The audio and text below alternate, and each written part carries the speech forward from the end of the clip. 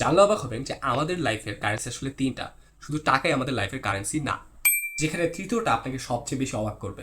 Currency জিনিসটা কি? So currency is something that has actually value and that is exchangeable. মানে যেটা আমরা সহজে হচ্ছে কি করতে পারবো, বিনিময় করতে পারবো, এবং যেটার একটা মূল্য থাকে। হ্যাঁ হ্যাঁ ভাই, অধিকাংশের মতে টাকাই হচ্ছে আমাদের প্রথম কারেন্সি বা পরিচিত কারেন্সি।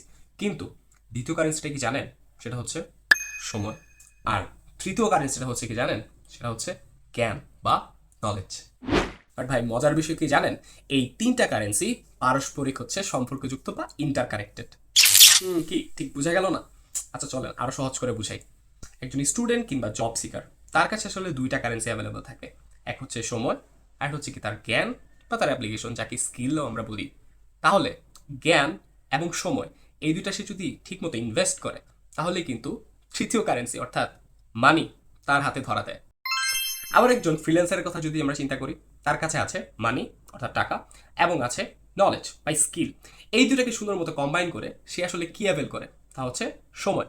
যেমন ধরেন সে অটোমেশন ইউজ করতে পারে বা কোনো অন্য কোনো টেকনোলজি ইউজ করতে পারে, যেটা আসলে তার অনেক সময় বাঁচিয়ে দেয়, এবং ওই সময়টা তিনি অন্য কাজে ব্যয় করে আরও অনেক বেশি অ্যাসেট ক্রিয়েট করতে পারে।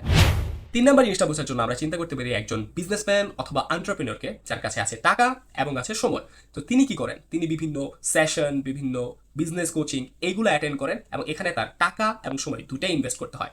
এর ফলে তার যে তৃতীয় কারেন্সি নলেজ, এটা সে অ্যাচিভ করে, যেটা তার এক্সিস্টিং বিজনেস কিংবা নিউ একটা বিজনেসে ইনভেস্ট করার মাধ্যমে তিনি অ্যাসেট বা মানি আর অনেক বেশি কামাতে পারে। তাহলে বুঝলেন তো, মানুষের কাছে এই তিনটা কারেন্সির যে কোনো দুইটা যদি থাকে, তাহলে সে অবশ্যই তিন নাম্বারটা অ্যাচিভ করতে পারে। তো একটু ভাববার বিষয়, আপনার কাছে কোন দুইটা আছে? আপনাদের যদি এরকম ইফেক্টিভ ইনফোটেইনমেন্ট এবং ইনসাইট পেতে ভালো লাগে, তাহলে সাথেই থাকুন। ইনশাল্লাহ দেখা হবে আরও নতুন নতুন এন্টারটেইনমেন্ট ইনফোটেইনমেন্ট নিয়ে ভেরি সুন।